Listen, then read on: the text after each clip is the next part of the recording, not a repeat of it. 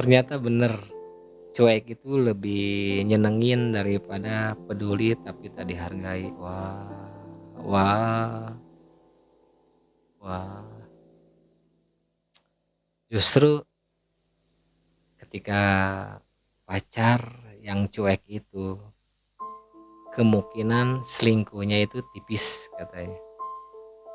Sama pacar sendiri aja cuek, apalagi sama orang. Malah yang sering dicuekin itu yang bisa berpotensi selingkuh tuh.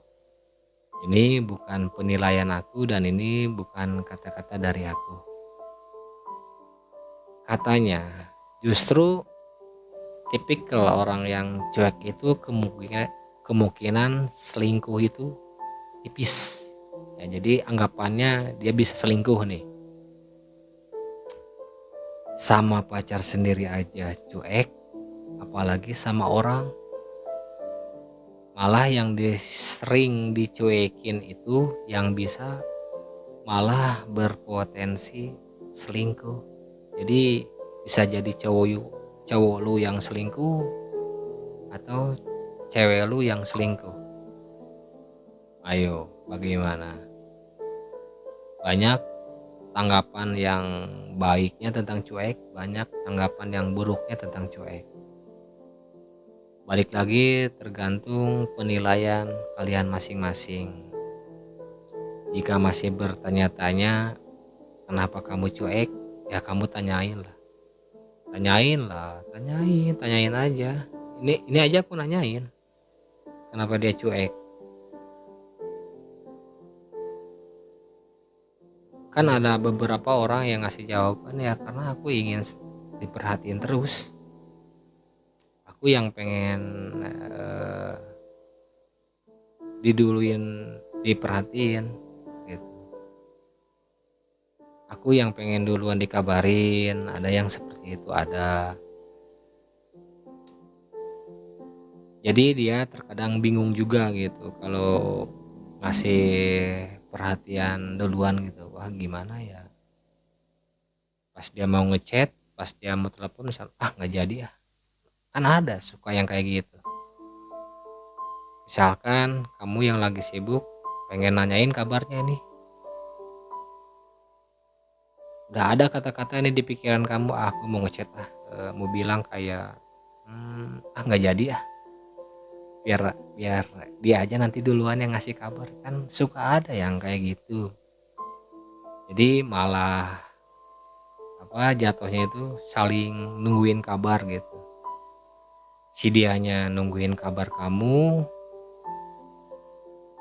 dianya juga nungguin kabar dari kamu juga. Jadi jatuhnya sama-sama nunggu kabar.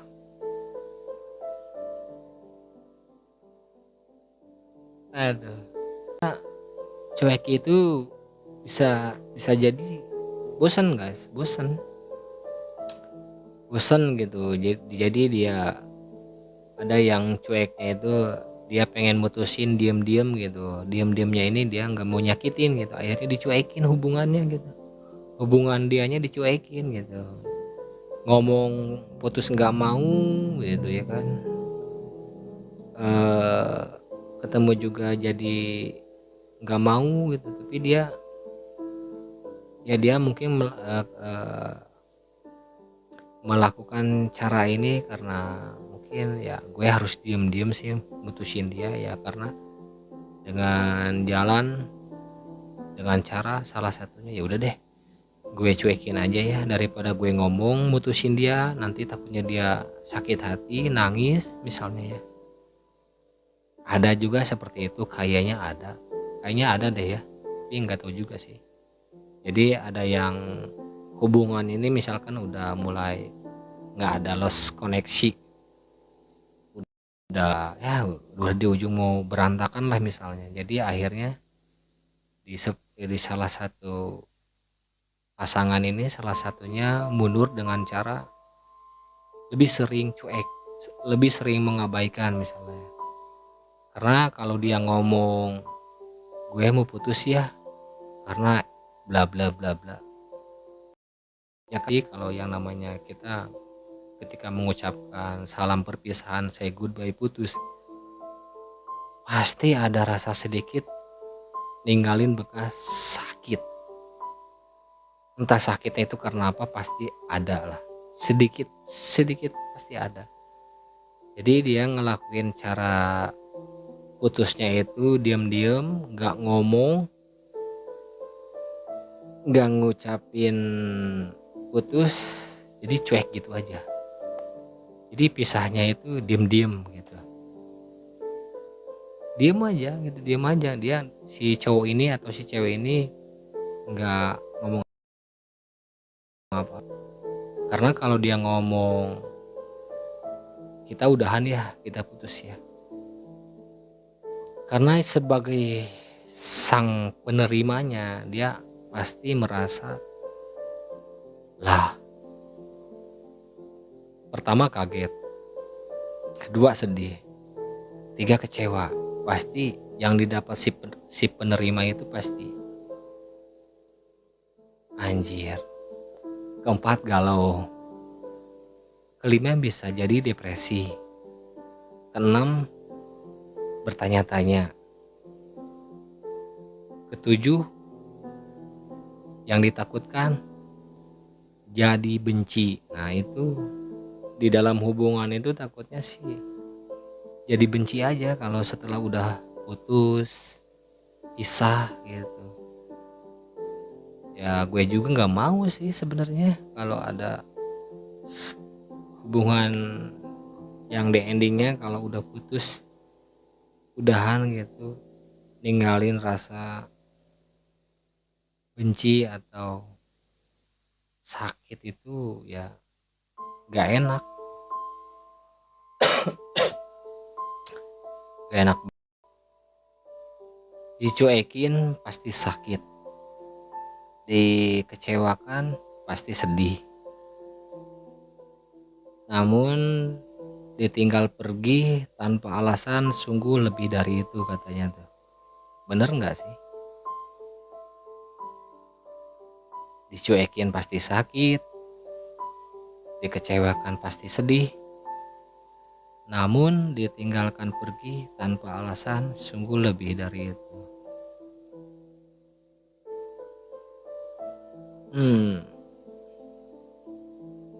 Ya itu tadi, putus tanpa ngomong apapun, diam-diam gitu. Ini yang artinya ditinggal pergi tanpa alasan itu, ini artinya dia hanya nggak mau ngucapin say goodbye, jadi pisahnya itu diam-diam. Ini banyak kejadian di hubungan yang posisinya orang-orang yang LDRan, kebanyakan pisahnya diam-diam, sama-sama sibuk, dianya di sono, akunya di sini gitu. Akhirnya los komunikasi ya sama-sama sibuk, akhirnya pisah diam-diam, nggak ngomong apa-apa gitu. Kalaupun ngomong takut nyakitin akhirnya, ya kan. Ya udahlah, mending cuekin aja gitu. Jadi terkadang menjadi tipikal orang yang cuek juga ada manfaatnya dari segi baiknya. Kadang kita harus cuek, ya ada bisa jadi baiknya.